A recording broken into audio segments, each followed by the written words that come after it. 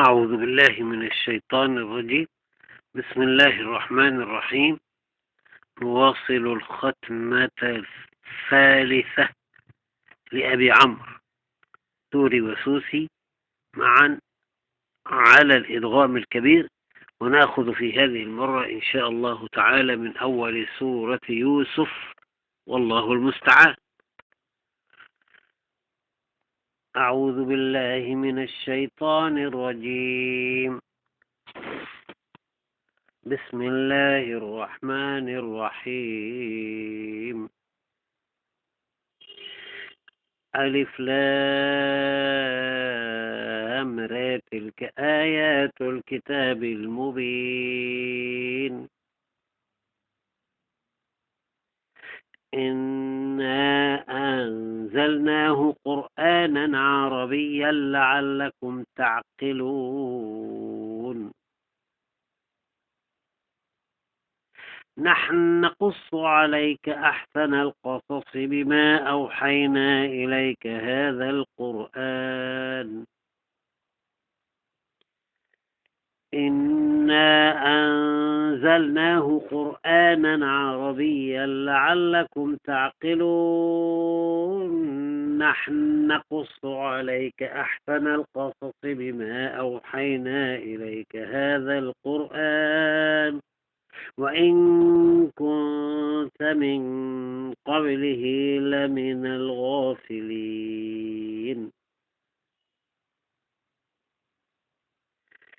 إذ قال يوسف لأبيه يا أبت إني رأيت 11 كوكبا والشمس والقمر رأيتهم لي ساجدين.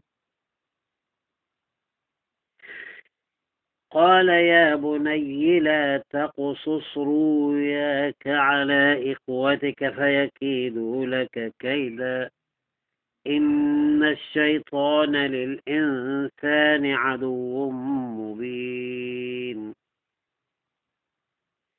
وكذلك يجتبيك ربك ويعلمك من تاويل الأحاديث وكذلك يجتبيك ربك ويعلمك من تاويل الأحاديث ويتم نعمته عليك وعلى آل يعقوب كما أتمها على أبويك من قبل إبراهيم وإسحاق إن ربك عليم حكيم. لقد كان في يوسف وإخوته آيات للسائلين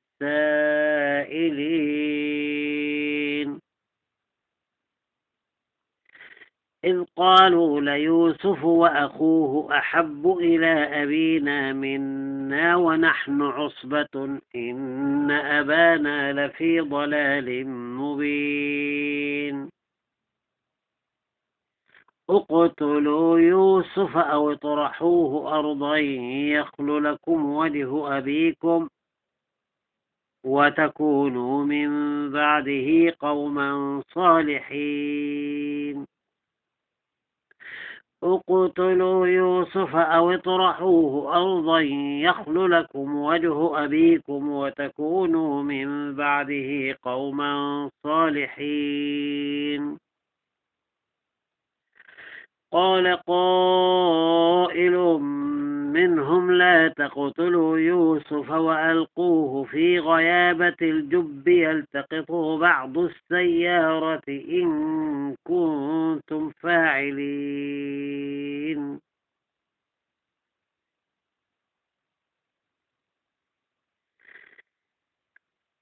قالوا يا أبانا ما لك لا تامنا على يوسف وإنا له لناصحون أرسله معنا غدا نرتع ونلعب وإنا له لحافظون. قال إني ليحزنني أن تذهبوا به وأخاف أن يأكله الذئب وأنتم عنه غافلون. قالوا لئن أكله الذئب ونحن عصبة إنا إذا لخاسرون. فلما ذهبوا به وأجمعوا أن يجعلوه في غيابة الجب وأوحينا إليه لتنبئنهم بأمرهم هذا وهم لا يشعرون. وجاءوا أباهم عشاء يبكون. قالوا يا أبانا إنا ذهبنا نستبق وتركنا يوسف عند متاعنا فأكله الذئب وما أنت بمؤمن لنا ولو كنا صادقين. وجاءوا على قميصه بدم كذب. قال بل سولت لكم أنفسكم أمرا فصبر جميل والله المستعان على ما تصفون. وجاءت سيارة فأرسلوا واردهم فأدلى دلوه قال يا بشري هذا غلام. قال يا بشرى هذا غلام. قال يا بشرى هذا غلام وأسروه بضاعة والله عليم بما يعملون. وشروه بثمن بخس دراهم معدودة وكانوا فيه من الزاهدين. وقال الذي اشتريه من مصر لامرأته أكرمي مثواه عسى أن ينفعنا أو نتخذه ولدا. وكذلك مكنا ليوسف في الأرض ولنعلمه من تاويل الأحاديث والله غالب على أمره ولكن أكثر الناس لا يعلمون. ولما بلغ أشده آتيناه حكما وعلما وكذلك نجزي المحسنين. وراودته التي هو في بيتها عن نفسه وغلقت الأبواب وقالت هيت لك قال معاذ الله إنه ربي أحسن مثواي إنه لا يفلح الظالمون. ولقد همت به وهم بها لولا أن رأى برهان ربه كذلك لنصرف عنه السوء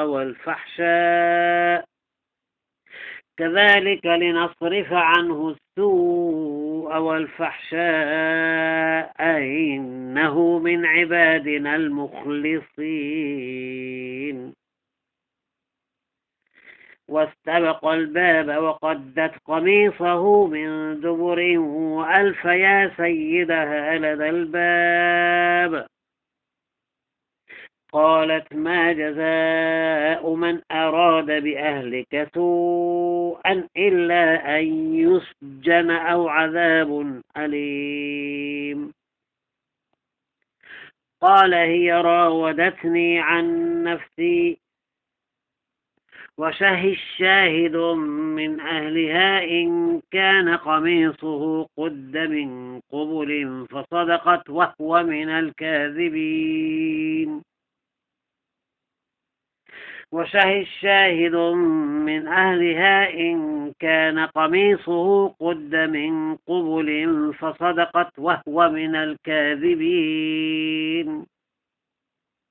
وإن كان قميصه قد من دبر فكذبت وهو من الصادقين.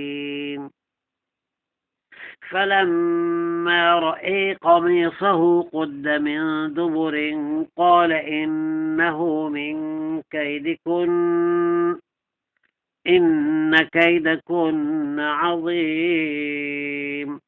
يوسف أعرض عن هذا واستغفري لذنبك إنك كنت من الخاطئين.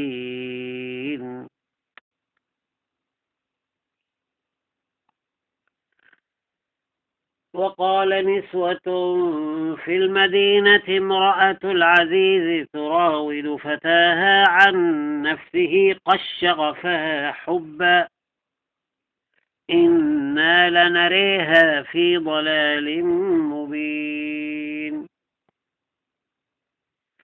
فلما سمعت بمكرهن أرسلت إليهن وأعتدت لهن متكئا وآتت كل واحدة منهن سكينا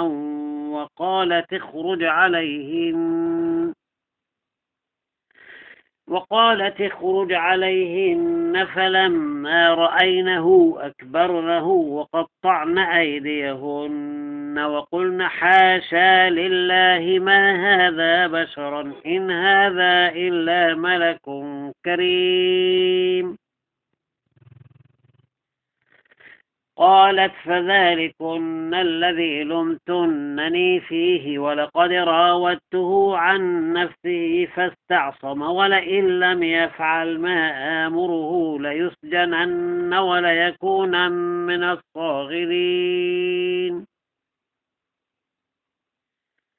قال رب السجن أحب إلي مما يدعونني إليه وإلا تصرف عني كيدهن أصب إليهن وأكن من الجاهلين. فاستجاب له ربه فصرف عنه كيدهن إنه هو السميع العليم. ثم بدا لهم من بعد ما رأوا الآيات ليسجننه حتى حين. ودخل معه السجن فتيان قال أحدهما إني أريني أعصر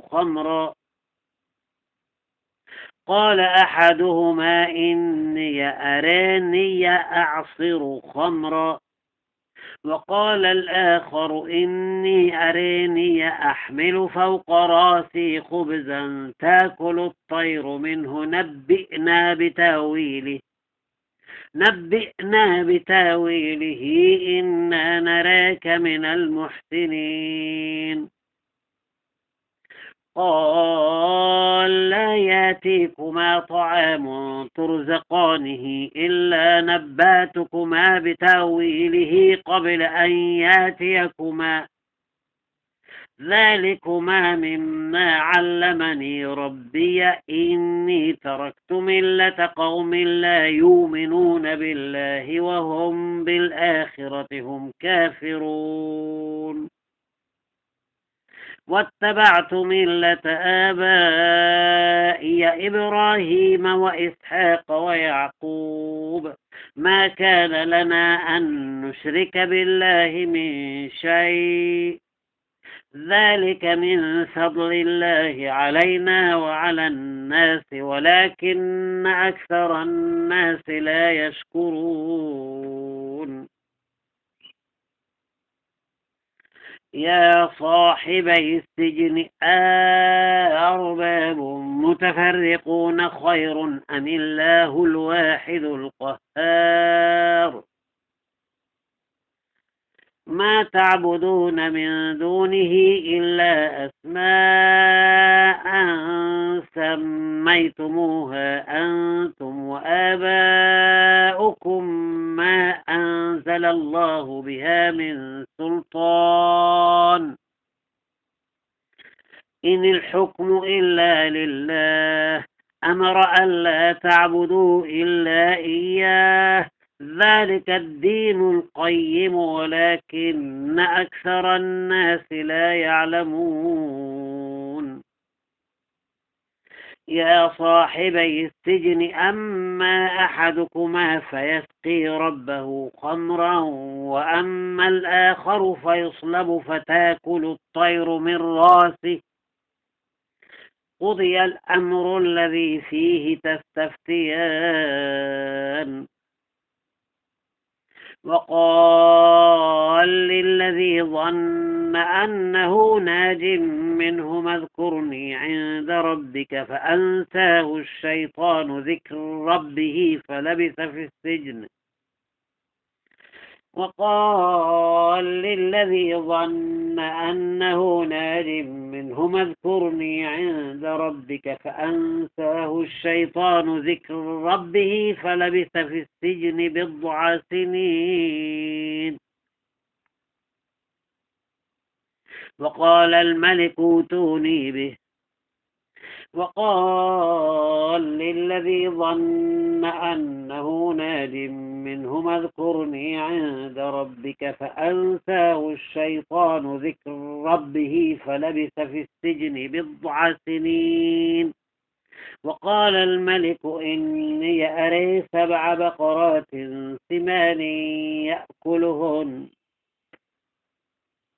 وقال الملك إني أري 7 بقرات سمان يأكلهن 7 عجاف و7 سنبلات خضر وأخرى يابسات يا أيها الملأ وافتوني في رؤياي إن كنتم للرؤيا تعبرون قالوا أضغاث أحلام وما نحن بتاويل الأحلام بعالمين قالوا أضغاث أحلام وما نحن بتاويل الأحلام بعالمين وقال الذي نجا منهما وادكر بعد أمة أنا أنبئكم بتاويله فأرسلون وقال الذي نجا منهما وادكر بعد أمة أنا أنبئكم بتاويله فأرسلون يوسف أيها الصديق أفتنا في 7 بقرات سمان يوسف أيها الصديق أفتنا في 7 بقرات سمان يأكلهن 7 عجاف و7 سنبلات خضر وأخرى يابسات لعلي أرجع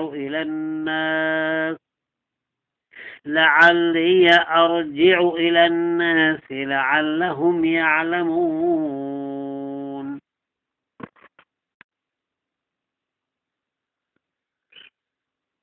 قال تزرعون 7 سنين دابا فما حصدتم فذروه في سنبله إلا قليلا مما تأكلون ثم يأتي من بعد ذلك 7 شداد يأكلن ما قدمتم لهن إلا قليلا مما تحصنون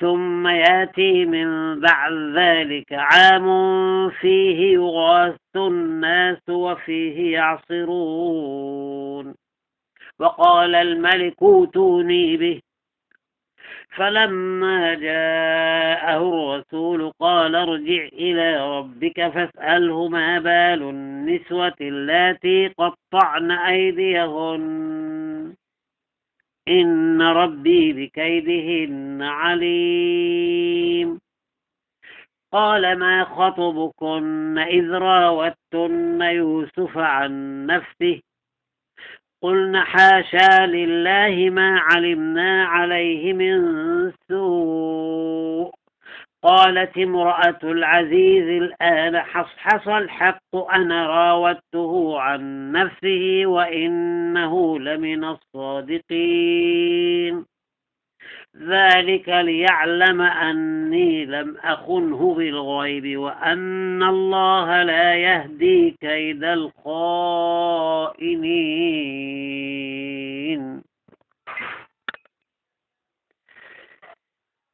وما أبرئ نفسي إن النفس لأمارة بالسوء إلا ما رحم ربي إن النفس لأمارة بالسوء إلا ما رحم ربي إن ربي غفور رحيم وقال الملك ائتوني به أستخلصه لنفسي فلما كلمه قال إنك اليوم لدينا مكين أمين قال اجعلني على خزائن الأرض إني حفيظ عليم وكذلك مكنا ليوسف في الأرض يتبوأ منها حيث يشاء نصيب برحمتنا من نشاء ولا نضيع أجر المحسنين ولأجر الآخرة خير للذين آمنوا وكانوا يتقون وجاء إخوة يوسف فدخلوا عليه فعرفهم وهم له منكرون وجاء إخوة يوسف فدخلوا عليه فعرفهم وهم له منكرون وجاء إخوة يوسف فدخلوا عليه فعرفهم وهم له منكرون ولما جهزهم بجهازهم قال ائتوني بأخ لكم من أبيكم ألا ترون أني أوفي الكيل وأنا خير المنزلين فإن لم تاتوني به فلا كيل لكم عندي ولا تقربون قالوا سنراود عنه أباه وإنا لفاعلون وقال لفتيته اجعلوا بضاعتهم في رحالهم لعلهم يعرفونها إذا انقلبوا إلى أهلهم وقال لفتيته اجعلوا بضاعتهم في رحالهم لعلهم يعرفونها إذا انقلبوا إلى أهلهم لعلهم يرجعون فلما رجعوا إلى أبيهم قالوا يا أبانا منع منا الكيل فأرسل معنا أخانا نكتل وإنا له لحافظون قال هل آمنكم عليه إلا كما أمنتكم على أخيه من قبل فالله خير حفظا وهو أرحم الراحمين ولما فتحوا متاعهم وجدوا بضاعتهم ردت إليهم قالوا يا أبانا ما نبغي هذه بضاعتنا ردت إلينا ونمير أهلنا ونحفظ أخانا ونزداد كيل بعير ذلك كيل يسير قال لن أرسله معكم حتى تؤتوني موثقا من الله لتأتونني به إلا أن يحاط بكم فلما آتوه موثقهم قال الله على ما نقول وكيل. وقال يا بني لا تدخلوا من باب واحد وادخلوا من أبواب متفرقة وما أغني عنكم من الله من شيء إن الحكم إلا لله عليه توكلت وعليه فليتوكل المتوكلون. ولما دخلوا من حيث أمرهم أبوهم ما كان يغني عنهم من الله من شيء إلا حاجة في نفس يعقوب قضاها وإنه لذو علم لما علمناه ولكن أكثر الناس لا يعلمون. ولما دخلوا على يوسف آوى إليه أخاه قال إني أنا أخوك فلا تبتئس بما كانوا يعملون. فلما جهزهم بجهازهم جعل السقاية في رحل أخيه ثم أذن مؤذن أيتها العير إنكم لسارقون.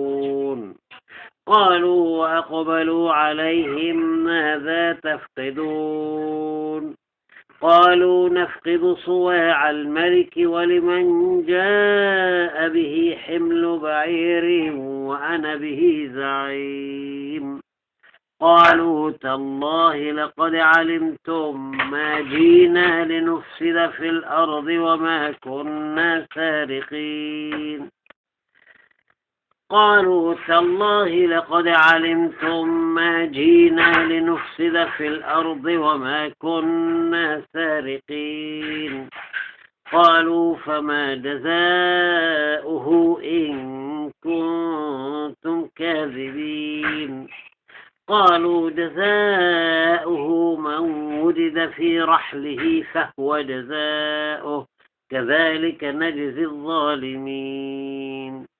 فبدأ بأوعيتهم قبل وعاء أخيه ثم استخرجها من وعاء أخيه كذلك كدنا ليوسف ما كان ليأخذ أخاه في دين الملك إلا أن يشاء الله نرفع درجات من نشاء وفوق كل ذي علم عليم.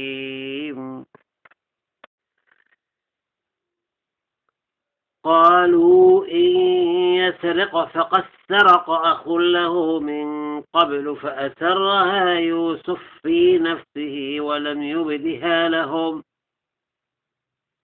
قال أنتم شر مكانا والله أعلم بما تصفون. قالوا يا أيها العزيز إن له أبا شيخا كبيرا فخذ أحدنا مكانه. قالوا يا أيها العزيز إن له أبا شيخا كبيرا فخذ أحدنا مكانه إنا نريك من المحسنين. قال معاذ الله أن ناخذ إلا من وجدنا متاعنا عنده إنا إذا لظالمون. فلما استيئسوا منه خلصوا نجيا قال كبيرهم ألم تعلموا أن أباكم قد أخذ عليكم موثقا من الله ومن قبل ما فرطتم في يوسف فلن أبرح الأرض حتى يأذن لي أبي أو يحكم الله لي وهو خير الحاكمين.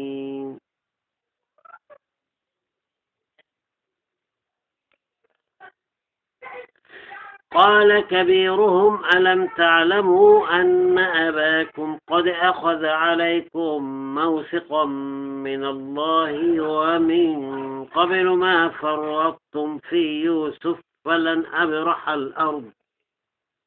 فلن أبرح الأرض حتى يأذن لي أبي أو يحكم الله لي وهو خير الحاكمين ارجعوا إلى أبيكم فقولوا يا أبانا إن ابنك سرق وما شهدنا إلا بما علمنا وما كنا للغيب حافظين واسأل القرية التي كنا فيها والعير التي أقبلنا فيها وإنا لصادقون قال بل سولت لكم أنفسكم أمرا فصبر جميل عسى الله أن ياتيني بهم جميعا إنه هو العليم الحكيم وتولى عنهم وقال يا أسفا على يوسف وابيضت عيناه من الحزن فهو كظيم قالوا تالله تفتأ تذكر يوسف حتى تكون حرضا أو تكون من الهالكين قال إنما أشكو بثي وحزني إلى الله وأعلم من الله ما لا تعلمون يا بني يذهبوا فتحسسوا من يوسف وأخيه ولا تيأسوا من روح الله إنه لا ييأس من روح الله إلا القوم الكافرون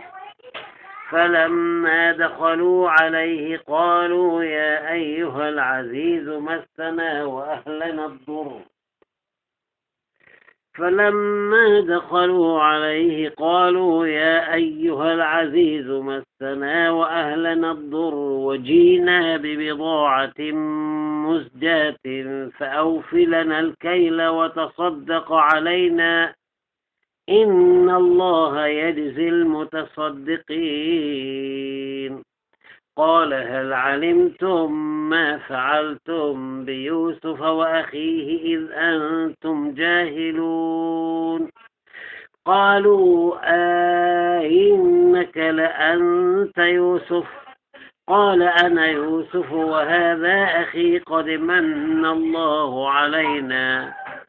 قال أنا يوسف وهذا أخي قد من الله علينا إنه من يتق ويصبر فإن الله لا يضيع أجر المحسنين قالوا تالله لقد آثرك الله علينا وإن كنا لخاطئين قال لا تثريب عليكم اليوم يغفر الله لكم وهو أرحم الراحمين اذهبوا بقميصي هذا فألقوه على وجه أبي يات بصيرا واتوني بأهلكم أجمعين ولما فصلت العير قال أبوهم إني لأجد ريح يوسف لولا أن تفندون قالوا تالله إنك لفي ضلالك القديم فلما أن جاء البشير ألقاه على وجهه فارتد بصيرا قال ألم أقل لكم إني أعلم من الله ما لا تعلمون قالوا يا أبانا استغفر لنا ذنوبنا إنا كنا خاطئين قال سوف أستغفر لكم ربي إنه هو الغفور الرحيم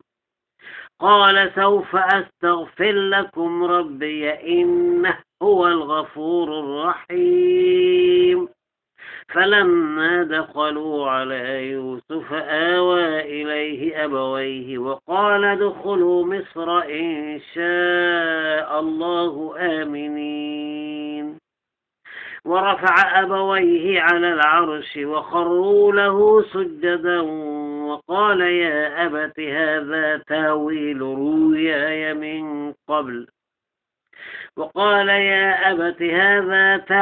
رؤياي من قبل قد جعلها ربي حقا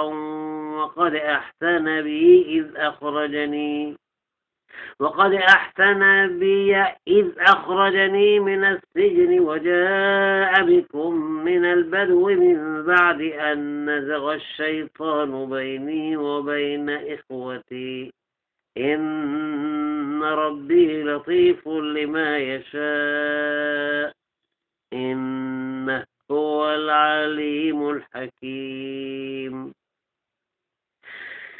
ورفع أبويه على العرش وخروا له سجدا وقال يا أبت هذا تاويل رؤياي من قبل قد جعلها ربي حقا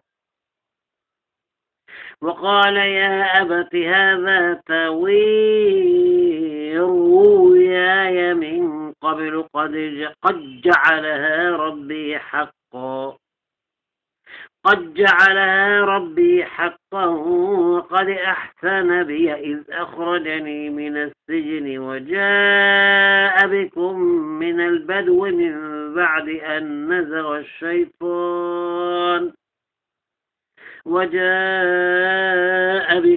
من البدو من بعد أن نزغ الشيطان بيني وبين إخوتي إن ربي لطيف لما يشاء إنه هو العليم الحكيم